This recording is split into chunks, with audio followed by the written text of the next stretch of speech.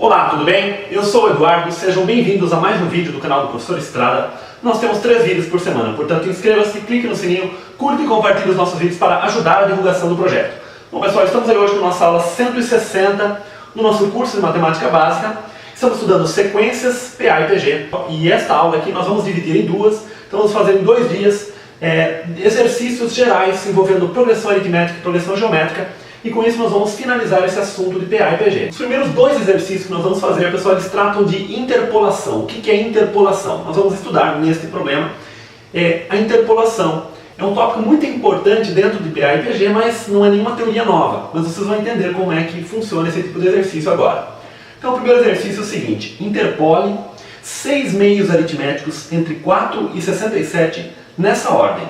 Bom pessoal, é um exercício bastante simples na verdade. Ele pede então para nós interpolarmos 6 meios aritméticos entre 4 e 67. Como ele fala em aritméticos, tem a ver aí com a progressão aritmética. Então, basicamente é o seguinte: interpolar, pessoal, é colocar no meio, tá? Se vocês pesquisarem num dicionário, mesmo de gramática em português, vocês vão encontrar que um dos sinônimos para o termo interpolar é colocar no meio, ou seja, colocar entre dois extremos, digamos assim. Tá ok? Então, interpolar 6 termos aritméticos, portanto em PA, entre 4 e 67. Ora, se nós queremos 6 termos aqui, então o nosso 4, e nesta ordem, né? Então o nosso 4 vai ser o A1, ok? E o nosso 67, como nós queremos 6 termos aqui no meio, do A1 nós vamos ter o A2, A3, A4, A5, A6, A7 e A8, tá ok? Então o 67 vai ser o A8. Garantindo então que na nossa PA o A1 seja igual a 4 e o A8 seja igual a 67, nós garantimos que entre esses 2 termos nós temos exatamente 6 termos. Então nós interpolamos 6 termos. Então com essas condições, com uma PA cujo primeiro termo seja 4 e cujo 8º termo seja 67, exatamente uma PA que está interpolando aí 6 meios aritméticos entre esses 2 extremos. Caso fosse um número maior de termos, bastaria você somar o valor dos termos que você quer interpolar, né? Faria 1, né? Que este é o primeiro termo, 1 mais 6, 7. Mais 1, porque aí é o próximo termo, então esse vai ser o 8º termo. Por exemplo, se nós quiséssemos interpolar 30 meios aritméticos, então 1 mais 30, 31. 31 mais 1, 32. Então, nós teríamos o A1 igual a 4, o A32 igual a 67, e com isso nós estaríamos interpolando 30 meios aritméticos entre 4 e 67. Mas enfim, o exercício é esse aqui, não vamos alterar aí. Então, vamos escrever aqui o seguinte, né? O nosso A1 ele é igual a 4, e o nosso A8, portanto, ele é igual a 67. Agora nós vamos usar a fórmula do termo geral de uma progressão aritmética. A n igual a A1 mais n menos 1 vezes o r, que é a razão, ok? Bom, é claro que o nosso n aqui, né, ele vai ser igual a 8, tá? Para nós substituirmos aqui. Bom, então aqui o A8 nós vamos substituir por 67, o A1 por 4, n menos 1 vai ser 8 menos 1 vezes a razão. Então com isso nós já percebemos que nós vamos conseguir encontrar o valor da razão, ok? Então vamos escrever assim: 67 menos 4, passando esse 4 subtraindo, igual a 8 menos 1, que é igual a 7 vezes R, que é a razão. 67 menos 4 vai dar 63, igual a 7R. O 7 vai passar dividindo, nós vamos ter R igual a 63 sobre 7, que é exatamente igual a 9. Ok? Então nós descobrimos a razão. Uma vez que nós descobrimos a razão, acabou o problema. Então a interpolação está resolvida. Como é que nós apresentamos a resposta a esse problema? Então nós vamos ter como resposta desse problema a seguinte PA. A PA que vai começar com 4 e vai ter razão 9. Então nós temos 4, 4 mais 9, 13, 13 mais 9, 22, depois vai para o 31, sempre somando 9, depois do 31 vai para o 40, depois do 40 vai para o 49, depois vai para o 58 e por fim para o 67. Então nós conseguimos encaixar, ou seja, interpolar 1, 2, 3, 4, 5 e 6 termos aritméticos entre 4 e 67. Nós construímos uma... que tem exatamente esses 6 termos entre os dois extremos, 4 e 67. Então esse tipo de exercício é bastante comum aí, né, quando nós trabalhamos com o PA e também com o PG. É por isso que nós vamos ver um exercício semelhante a esse, mas envolvendo a progressão geométrica. Bom, então esse é o nosso exercício 2. Interpole 4 meios geométricos entre 3 e 96 nesta ordem. Bom, um exercício bastante semelhante ao caso da PA. Nesse caso, nós queremos interpolar 4 termos entre 3 e 96. Quando ele fala nesta ordem, pessoal, é importante que ele fale isso. Caso contrário, você vai poder confundir com a progressão, né? No caso que ela, em vez de começar no 3 e terminar no 96, ela vai começar no 96 e termina no 3. Então, quando ele fala nessa ordem, ele está querendo dizer que começa no 3 e termina no 96. Ou seja, o nosso 3 vai ser o A1 e o nosso 96, ele vai ser, uma vez que nós temos 4 termos aqui, nós vamos ter o nosso 96, vai ser o A6. Okay? Como com o nosso termo sendo A1 e o último termo sendo A6, nós garantimos exatamente 4 termos entre 3 e 96 e esses termos em PG, portanto nós vamos usar a fórmula da PG agora. Então o nosso A1 é igual a 3 e o nosso A6 é igual a 96. Bom, o nosso N ele é igual a 6 e nós temos a fórmula do termo geral. A N igual a A1 vezes Q elevado a N menos 1 é a fórmula do termo geral da progressão geométrica. Bom, o nosso AN nós vamos substituir o A6, que é exatamente 96. O nosso A1 é 3. A nossa razão é o que nós queremos descobrir. E o nosso N é 6. Então aqui vamos ficar com 6 menos 1. Então nós temos o seguinte, que 3 vezes Q elevado à quinta potência é igual a 96. O 3 vai passar dividindo, então nós vamos ficar com Q elevado à quinta igual a 96 sobre 3, que é igual a 32. Ora, se Q elevado à quinta é igual a 32, então o Q é igual a raiz quinta de 32, que é exatamente 2, tá? Quando nós pensamos apenas nos números reais, né? Futuramente nós vamos enxergar outros valores para a raiz quinta, né? Mas por enquanto nós estamos trabalhando com os números reais. Raiz quinta de 32 é igual a 2, como nós já estudamos aí. Então, uma vez que nós temos a razão agora, nós já conseguimos escrever a nossa PG. Então, nossa PG vai começar no 3 e a razão é 2. Portanto, 3 vezes 2, 6. 6 vezes 2, 12. Vezes 2, 24. Vezes 2, 48. Vezes 2, 96. Então, nós conseguimos encaixar, né? Ou seja, interpolar exatamente 4 termos numa progressão geométrica aí, né? Entre 3 e 96. Então é assim, pessoal, que vocês vão resolver exercícios quando ele falar em interpolação. Bom, nosso terceiro exercício, pessoal, diz o seguinte, ele caiu na FEI. Calcule, em função do número natural n, o valor do somatório para j variando de 1 a n de 4j mais 1. Bom, pessoal, eu pus de propósito um exercício que envolvia o somatório. Por quê? Porque lá no início, quando nós começamos a estudar sequências, antes de falar em PA e PG, eu comentei para vocês sobre a notação de somatório e também comentei sobre a notação produtório. Mas enfim, nos atendo aqui à notação de somatório, eu quero aproveitar esse exercício tanto para trabalhar um pouquinho com essa notação, quanto para nós resolvermos esse problema aqui, tá ok? Então, os dois objetivos aí. Então ele quer que calcule em função de n o valor desse somatório. Olha, o que significa esse somatório? Quando nós escrevemos somatório de 4j mais 1 para j variando de 1 até n, né? Lembrando que esta letra aqui é a letra sigma maiúscula, né? Do alfabeto grego. Nós temos também o sigma minúsculo, esta letra aqui é o sigma minúsculo do alfabeto grego, né? E este aqui é o sigma maiúsculo. Enfim, o sigma, letra S, tem a ver com soma, por isso que nós usamos o sigma. Poderia usar o S também, que é o nosso S também tem a ver com soma. Poderia também, mas o S nós usamos em outras situações, portanto é tradicional nós usarmos realmente para o somatório essa letra sigma maiúscula. Esse é o símbolo matemático destinado a isso, tá? Então o que significa essa soma dessa expressão para j, variando de 1 até n? Bom, vamos variar esse j aqui.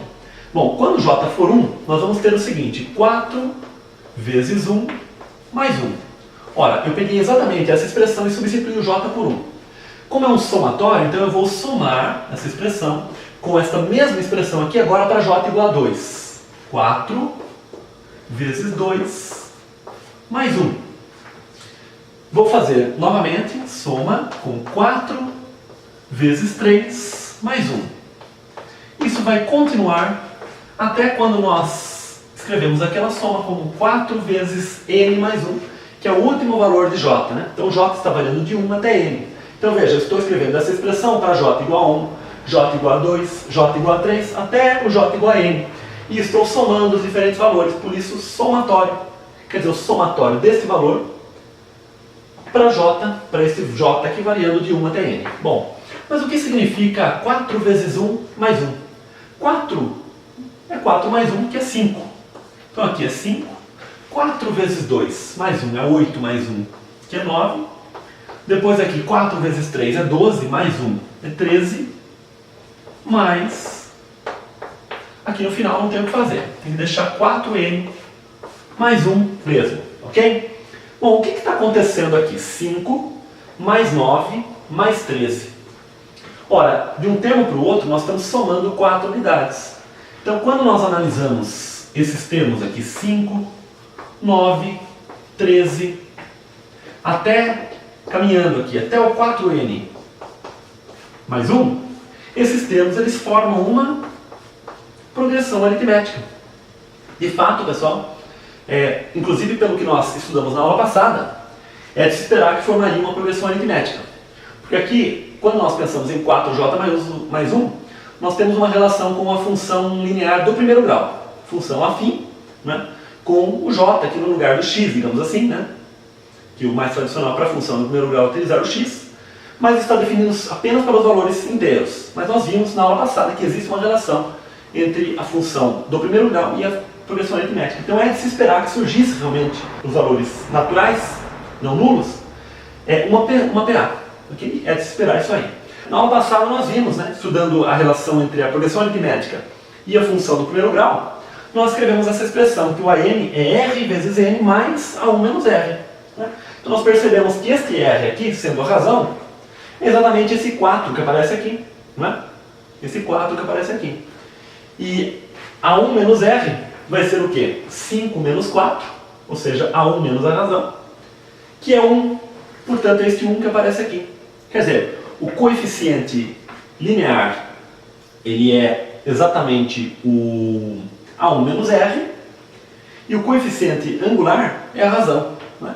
Então aí está, até para nós relembrarmos aquilo que nós vimos na aula passada. Enfim, isso não vai ser necessário nesse exercício. A questão é a seguinte, ele pediu o valor desse somatório. Como isso aqui é uma progressão aritmética, nós vamos usar a soma, a fórmula da soma dos termos de uma progressão aritmética. Então nós temos a fórmula da soma dada por A1 mais AN vezes N dividido por 2. Ora, o A1 nós já temos, é 5. O AN é 4N mais 1. E o N, exatamente N, né, é o número de termos que nós temos. Né? Nós vamos do 1 até o N. Então 5 mais 4n mais 1, tudo isso aqui vezes n, dividido por 2. Esta é a fórmula da soma procurada. Vamos apenas trabalhar um pouquinho com essa fórmula, para chegar numa expressão um pouquinho mais interessante aí. Vamos fazer o seguinte, este 5 mais 1 vai dar 6, né? Então vamos escrever assim, 4n mais 6 vezes n, dividido por 2. Dentro destes parênteses aqui, nós podemos colocar o 2 em evidência, porque tanto 4 quanto 6 são múltiplos de 2, são pares, né?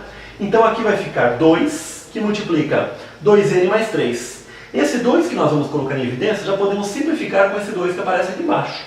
Então nós vamos ficar em cima com 2n mais 3, vezes o n que está aqui. Essa já é a expressão procurada. Nós podemos, se quiser, podemos multiplicar, aplicar a distributiva em relação a este n, né? Então vamos ficar com 2n ao quadrado mais 3n. Tá? Então nós calculamos o valor desse somatório em função de n. Bom, pessoal, um outro tipo bastante interessante de exercício que nós temos envolvendo PA e PG são exercícios que envolvem PA e PG ao mesmo tempo. Tá? Então é esse que nós vamos ver agora. 3 números cuja soma é 18 estão em PA. Se somarmos um ao terceiro, sem alterar os outros dois, eles vão constituir uma PG. Ache os três números em PA. Bom, esse exercício é bastante interessante, né? Nós temos três números que eu chamei de x, y e z. Eles estão em PA. E o enunciado fala o seguinte: se nós aumentarmos uma unidade no terceiro número, né, no z no caso, então nós vamos ficar com uma PG. X, y e z mais 1. E esses números x, y e z, eles somam exatamente 18, isso que informa o enunciado. É para nós encontrarmos o número. Bom, uma dica interessante, pessoal, quando ele passa a soma dos termos em uma PA, é usar aquela nomenclatura prática, né? Então, em vez de escrever os termos desta forma aqui, nós vamos escrever da seguinte forma. Aproveitando que o termo central é o y, eu vou escrever aqui, o central é o y, o x, em vez de escrever x, eu vou escrever o seguinte, vou tomar o termo central, que é o y, escrever y menos a razão. E o termo seguinte vai ser y mais a razão. Ok. Bom, então nós escrevemos dessa forma, sendo R, né? O que? A razão da PA. Vamos trabalhar com essa condição aqui. Nós temos o seguinte, que y menos R, que é o nosso x, mais y,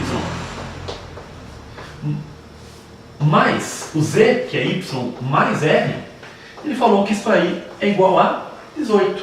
Então a vantagem, né, dessa regrinha prática, dessa nomenclatura prática, é que o r vai ser cancelado aqui, o menos r vai ser cancelado com o r. Então nós vamos ficar com 3y igual a 18, e daqui vem y igual a 18 sobre 3, que é igual a 6. Então a grande vantagem aqui é que nós já determinamos o termo central, que é o 6 aqui. Bom, aproveitando esta mesma nomenclatura em função do r para a PG, nós vamos ficar com o seguinte. Eu vou aproveitar aqui, né? Essa nossa PG, ela vai se transformar no seguinte: no lugar de x, nós vamos escrever y menos r. No lugar de y é y mesmo, e no lugar de z ficou o que? Y mais r mais 1. Então eu fiz exatamente a mesma substituição, ok? Substituí o x por y menos r, o y por y mesmo, e o z por y mais r, então ficou y mais r mais 1. Agora, como nós já temos o valor do y, vamos observar que esta PG aqui nós podemos escrever da seguinte forma. Isso é 6 menos r, aqui é 6, e aqui é 6 mais 1, que é 7, mais r. Então nós temos aí três termos que estão em PG, né? 6 menos r, 6 e 7 mais r. Agora nós vamos utilizar a propriedade que caracteriza aí os elementos de uma PG. Se três termos estão em PG, então o termo central elevado ao quadrado ele é sempre igual ao produto dos termos a ele adjacentes. Okay? Então aqui eu vou escrever que 6 ao quadrado é igual a 6 menos r vezes 7 mais r. Então a propriedade que caracteriza a PG. Assim como no caso da PA, nós temos que o dobro do termo central é igual à soma dos dois a ele adjacentes. No caso, essa propriedade nós utilizamos quando nós escrevemos dessa forma aqui. Ok? Porque observe que quando nós fazemos y menos r mais r, dá exatamente 2y, porque o r cancela, que é o dobro do termo central. Bom, então aqui no caso da PG nós temos essa forma. Então aqui nós temos 36, vamos aplicar aqui a distributiva, 6 vezes 7, 42, mais 6r, menos 7r, menos r ao quadrado. Vamos deixar tudo de um lado só, porque nós vamos ter uma equação do segundo grau aí, né? Então vamos ficar com r ao quadrado, mais 6r menos 7r, isso aí vai dar menos r aqui. Só que o menos r ao quadrado passou para cá como r ao quadrado, o menos r vai passar como mais r, e o 36 menos 42 vai ficar o quê? Menos 6, igual a 0. Bom, com isso, nós podemos pensar aqui na soma e no produto entre as raízes dessa equação, uma vez que é uma equação do segundo grau. Então a soma é menos b sobre a, ou seja, vai ser menos 1 sobre 1, que é menos 1, e o produto vai ser c sobre a, que é menos 6 sobre 1, que é menos 6. Agora nós queremos dois números que somados resultam menos 1 e multiplicados menos 6. Ora, esses números são menos 3 e 2. Então, o R1 eu escrevi como menos 3 e o R2 como 2. De fato, menos 3 vezes 2 é menos 6, e menos 3 mais 2 é menos 1. Bom, portanto, acabou o problema aí, né? Portanto, aqui, se nós aproveitarmos essa expressão aqui, substituindo vamos primeiro trabalhar com o R igual a menos 3 aqui, né? Então, o R sendo menos 3 e o Y sendo igual a 6, nós vamos ter aqui 6 menos menos 3 vai dar 9, 6 e 6 menos 3, que é 3. E a outra possibilidade é o seguinte, o R igual a 2, né? O R2 aqui, né? Segunda possibilidade, a razão é igual a 2. Então aqui nós temos o seguinte, 6 menos 2, que é 4, 6 e 6 mais 2, que é 8. Então nós observamos que esses números estão, sim, numa progressão aritmética, nesse caso de razão menos 3, e aqui de razão 2. E de fato, quando nós somamos uma unidade ao último número, nós ficamos com um APG. Ok, então essa é a solução do problema. São essas duas possibilidades, essas duas possíveis progressões aritméticas. Um detalhe aqui, quando nós pensamos na PG, esse terceiro termo vai aumentar uma unidade. Então vamos ficar nesse caso aqui com 9, 6 e 4. Isso seria uma PG quando nós somarmos uma unidade aqui. Uma PG de razão 2 terços. Né? Veja que 9 vezes 2 terços dá exatamente 6. 6 vezes 2 terços dá 4. Aqui é uma PG de razão 3 meios. 4 vezes 3 meios vai dar exatamente 6. E 6 vezes 3 meios dá exatamente 9, que é uma unidade a mais aqui. Tá? Esse exercício não pediu, mas apenas por curiosidade. Então é um exercício bastante interessante envolvendo PA e PG. Bom pessoal, então com isso nós finalizamos a aula de hoje. Na aula que vem nós vamos trazer mais alguns exercícios aí sobre PA e PG. Tá, ok? Espero que com isso vocês estejam conseguindo evoluir bastante e entender bem esse conteúdo aqui. Tá bom pessoal? Então um grande abraço, até o próximo vídeo. Tchau!